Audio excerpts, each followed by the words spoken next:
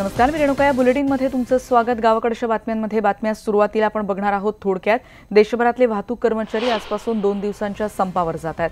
कर्मचाऱ्यांना सामाजिक सुरक्षा प्रदान केली जावी आणि दर महिना 24,000 रुपये किमान वेतन मिळावं या प्रमुख मागण्यांसाठी वाहतूक कर्मचाऱ्यांनी हे संपाचं हत्यार उपसलंय.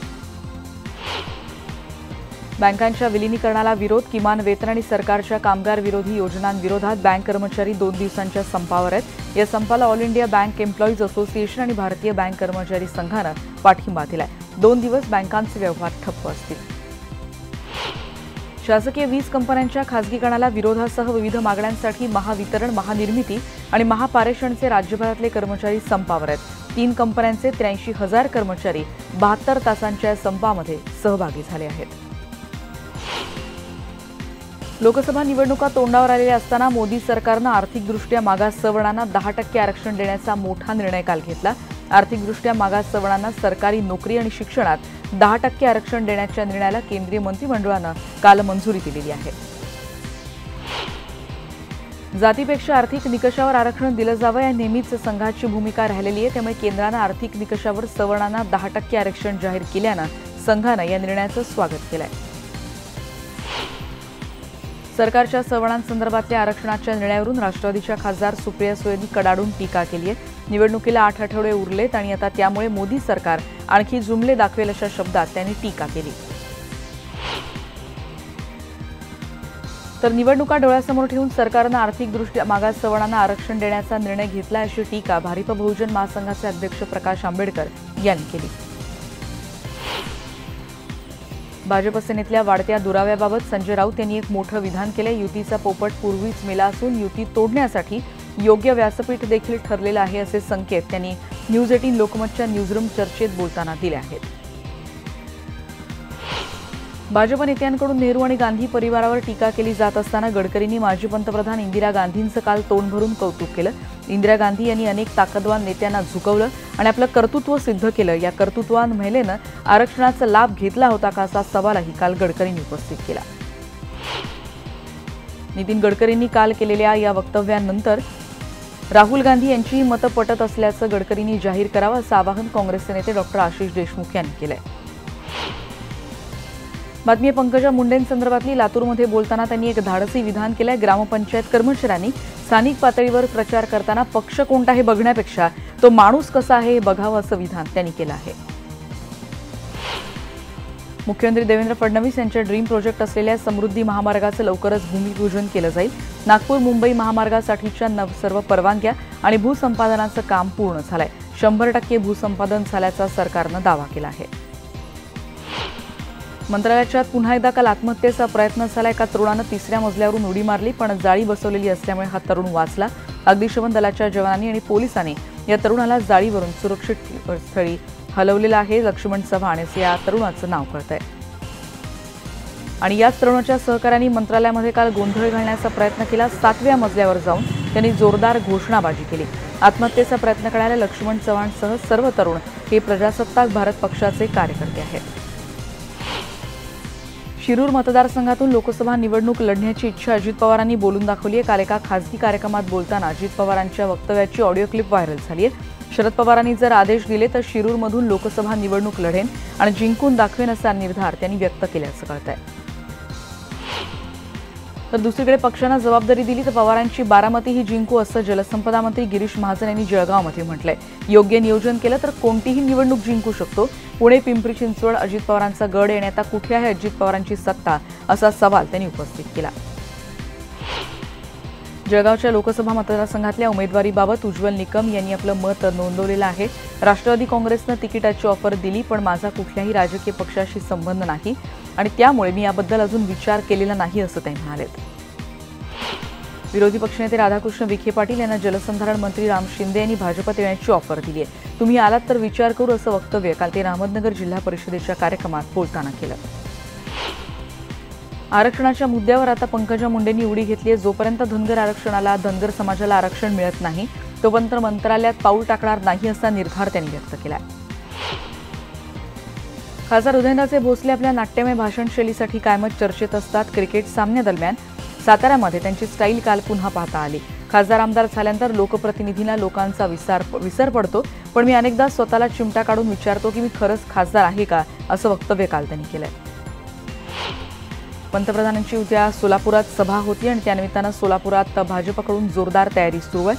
पंतप्रधानांच्या हस्ते 30,000 घरांच्या प्रकल्पांचं भूमिपूजन, महापालिकेच्या ड्रेनेज लाईनच्या कामाचा शुभारंभ आणि स्मार्ट सिटी अंतर्गत झालेले अनेक विकास कामांचंही उद्घाटन होणार आहे. पंतप्रधान नरेंद्र मोदींच्या या सोलापूरमधल्या सभेवर धनगर समाजानं बहिष्कार घालण्याचा निर्णय घेतलाय. 2014 साली मोदींनी दिलेलं धनगर आरक्षणाचं आश्वासन अजूनही पूर्ण केलं नसल्याची खंत या समाजाने व्यक्त केली.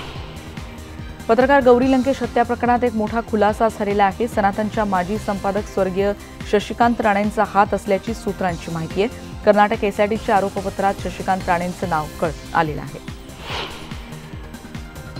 नांदेडमधली बातमी आपण बघतोय. जुना मोंढा भागातल्या कापड बाजारात महिला चोरांची टोळीनं सध्या धुमाकूळ घातलाय. बुरखाधारी महिलांची ही टोळी ग्राहक बनून दुकानात महागड्या कपड्यांची चोरी करत असल्याचा प्रकार आपण सीसीटीव्हीच्या माध्यमातून पाहतो आहोत. औरंगाबादमध्ये संतापलेल्या महिलांनी गल्लीतल्या देशी दारू दुकानाची तोडफोड केली. जयभवानी नगरातल्या या दुकानात घुसून महिलांनी दारूच्या बाटल्या फोडलेल्या आहेत. बातमी कोल्हापुरातली नाट्यवितरक प्रफुल्ल महाजन यांचा मृतदेह सापडलेला आहे कोटातीर्थ तलावामध्ये. कोल्हापुरातले ज्येष्ठ नाट्यवितरक अशी त्यांची ओळख होती. बीड तालुक्यातल्या कुटेवाडीत 60 फूट खोल विहिरीत शेतकऱ्यांसह शिवसैनिकांनी ठिय्या आंदोलन केलं. दुष्काळी उपाययोजनांच्या मागणीसाठी हे आंदोलन करण्यात आलं. शिर्डी तालुक्यातल्या राहुरी कृषी विद्यापीठाच्या गेटवर काल रोजंदारीवर काम करणाऱ्या कर्मचाऱ्यांना कायम करा या मागणीसाठी आंदोलन करण्यात आलं. आपण संबंधित मंत्र्यांशी लवकरच बैठक करू या कुलसचिवांच्या आश्वासनानंतर हे आंदोलन मागे घेण्यात आलं.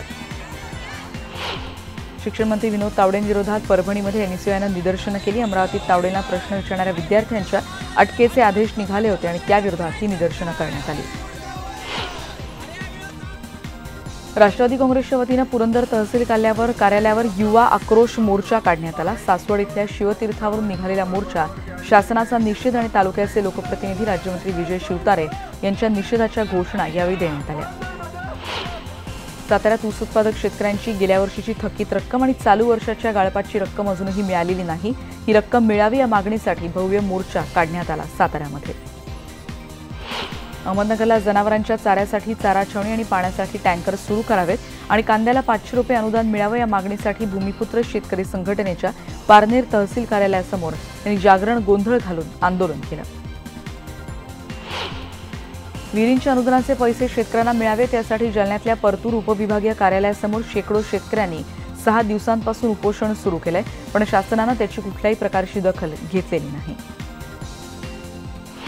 शिस्त लावण्याच्या नावाखाली इचलकरंजी नगरपालिकेच्या अतिक्रमण निर्मूलन पथकाची दडपशाही सुरू आहे. छोट्या व्यावसायिकांच्या गाड्या उचलून परस्पर विल्हेवाट लावली जाते याच्या निषेधात नवीन युवक संघटनेनं काल आंदोलन देखील केलं. फेसबुक लाईव्ह करत लातूर शहरातल्या औसा रोड परिसरातल्या एका तरुणीनं विष प्राशन करून आत्महत्येचा प्रयत्न केला आणि या मुलीचं फेसबुक लाईव्ह 450 लोक पहाटे पाहत होते. लाईव्ह पाहणाऱ्या काही व्यक्तींनी तातडीनं पोलिसांना याची माहिती दिली होती. बुलढाणा जिल्ह्यातल्या बाबुलखेड येथे 24 वर्षांच्या महिलेनं आपल्या दोन्ही मुलांसह विहिरीत उडी घेऊन आत्महत्या केली. एकाच कुटुंबातल्या 3 जणांचा मृत्यू झाल्यानं गावावर शोककळा पसरली आहे. प्रसूतीदरम्यान मृत्यू झालेल्या मीरा एखंडे यांच्या प्रकरणात माजलगावमध्ये सर्वपक्षीय मूक मोर्चा काढण्यात आला. संबंधित डॉक्टरवर सदोष मनुष्यवधाचा गुन्हा दाखल करण्याची मागणी या मोर्चाद्वारे करण्यात आली. पिंपरी चिंचवड पोलिसांनी सोनसाखळी आणि मोबाईल चोरी करणाऱ्या चोरांच्या मुसक्या आवळल्यात 159 मोबाईल, सोने चांदीचे दागिने असे एकूण 17 लाखांचा मुद्देमाल जप्त करण्यात आला. नाशिकमध्ये सध्या स्मार्ट सिटी योजनेअंतर्गत महावितरणच्या भूमिगत केबलिंगचं काम सध्या सुरू आहे. शहरातले अनेक रस्ते खोदण्यात आलेत आणि त्यामुळे नाशिककर चांगलेच संतापले आहेत. कोल्हापूर मध्यवर्ती बस स्थानकाजवळ पारीक पूल म्हणजेच वाहनधारकांसाठी अडचणीचा ठरतोय. ट्रॅफिक जाम सातत्यानं इथे होतोय. महापालिकेकडे यावरच्या तक्रारी देऊनही पालिकेनं कोणतीही कारवाई केलेली नाही. नागपूर बुलढाणा एसटीचा अकोल्यातल्या बाळापूरजवळ भरधाव टिप्परनं धडक दिल्यानं अपघात झालेला आहे. 7 प्रवासी जखमी झालेत. सुदैवानं कोणतीही जीवितहानी झालेली नाही. भुसावळ महावितरण कर्मचाऱ्यांनी 24 तासांचा संप पुकारला होता. 210 मेगावॅटचे संच बंद करण्याचं धोरण थांबावं कामगारांना जुनी पेन्शन योजना लागू ठेवावी आणि तीनही कंपन्यातली रिक्त पदं तातडीनं भरली जावी या त्यांच्या प्रमुख मागण्या आहेत. जालन्यामध्ये देखील खासगीकरणाला विरोध करत प्रलंबित मागण्यांसाठी वीज कर्मचाऱ्यांनी 3 दिवसांचा संप पुकारलेला आहे. 72 तासात वीज पुरवठा खंडित झाला तर मात्र ग्राहकांची गैरसोय होऊ शकते. राज्य सरकारच्या अधिपत्याखाली महावितरण, महापारेषण, निर्मिती या कंपनींच्या कर्मचाऱ्यांचा सध्या आंदोलन सुरू आहे. 500 कर्मचाऱ्यांनी जिल्हाभरात, परभणीतही आंदोलन केलं. भुसावळ ऑर्डिनन्स फॅक्टरीमधल्या कामगारांनी जोरदार घोषणाबाजी करत 23 ते 25 जानेवारी दरम्यान देशातल्या सर्व ऑर्डिनन्स फॅक्टरीमधले कामगार संपावर जातात. खासगीकरणासह केंद्राच्या नवीन धोरणांचा विरोध केला जातोय. गुहागर आंबलोली भातगाव मार्गावर अज्ञात व्यक्तींकडून जांभ्या मातीचे ढीग तिकडे टाकण्यात आले, त्यामुळे अपघाताची शक्यता जास्त निर्माण झालेली आहे. पर्यटक देखील या मार्गाचा सातत्यानं वापर करतात. हे ढीग लवकरात लवकर बाजूला करण्याची गरज व्यक्त होतीये.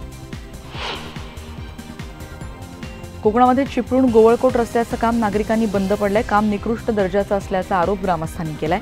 कंत्राटदाराला घेरावही घातलाय आणि काम पुन्हा करू देण्याची मागणीही केली आहे.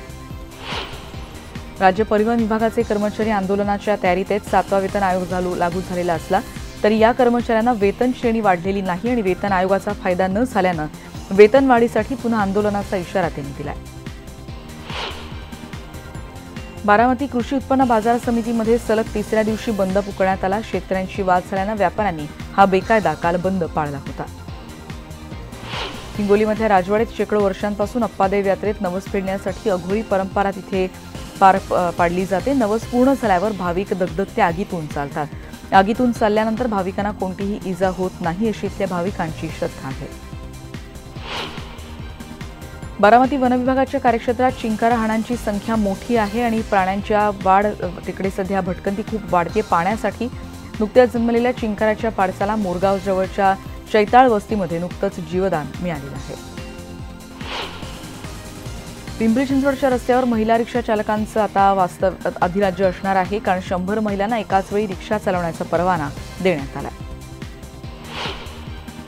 दापोलीतल्या तत्कालीन ग्रामपंचायतीचे पहिले सरपंच आणि गोरगरिबांचे डॉक्टर अशी ओळख असलेले स्वर्गीय डॉक्टर मोहन गुजर यांच्या नामफलकाचं काल अनावरण झालं. दापोली ग्रामपंचायत असताना डॉक्टर गुजर यांनी दूरदृष्टिकोन ठेवून अनेक विकास कामं हाती घेतली होती. कोल्हापूरच्या पंचगंगाला वाचवण्यासाठी भूमाता जागर चळवळ सुरू करण्यात आलेली आहे. उगमापासून संगमापर्यंत ही जागर रॅली काढण्यात आली. नंदुरबारमध्ये शासकीय ग्रंथोत्सव सुरू आहे. दुर्गाबाई विद्यालयातून ग्रंथदिंडीने या कार्यक्रमाला सुरुवात झाली. लेझिम पथक आणि मल्लखांब करत शहरात वाचन संस्कृती रुजवण्यासाठीचा प्रचार करण्यात आला. पुण्यामध्ये श्री रंगदास स्वामींच्या पुण्यतिथी शतकोत्सव महोत्सव सोहळ्याला सुरुवात झालेली आहे. 3 दिवस ही यात्रा असेल. भाकरी आणि आमटीच्या महाप्रसादासाठी 35हून अधिक डाळींपासून बनवल्या जाणाऱ्या आमटीची वाजत गाजत तिथे मिरवणूक काढली जाते. लाखो भाविक हा प्रसाद घेण्यासाठी गर्दी करत असतात. नारायणगावमध्ये कृषी विज्ञान केंद्राच्या वतीनं ग्लोबल कृषी विज्ञान प्रदर्शन भरवण्यात आलेलं आहे. उच्च गुणवत्तेचा भाजीपाला, फळं, फुलं आणि विषमुक्त अन्नधान्य या प्रदर्शनात पाहता येणार आहे. दापोलीमध्ये निवृत्त सैनिकांचा जल्लोषात सन्मान करण्यात आला. अनेक सैनिक हे थेट सीमेवर तैनातही होते. शत्रूशी 2 हात करण्यातही त्यांचा वाटा होता. बच्चे कंपनी आणि तरुणांनी त्यांच्याकडून प्रेरणा घ्यावी हा या सन्मान सोहळ्याचा उद्देश होता. छत्रपती शिवराय आणि शंभूराजे पालखी भेट वंबेगाव तालुक्यात पेठ इथे दाखल झाली. किल्ले शिवनेरी जुन्नर ते किल्ले पुरंदर असा हा पालखी सोहळा असतो. 13 जानेवारीला पुरंदर किल्ल्यावर हा पालखी सोहळा दाखल होईल.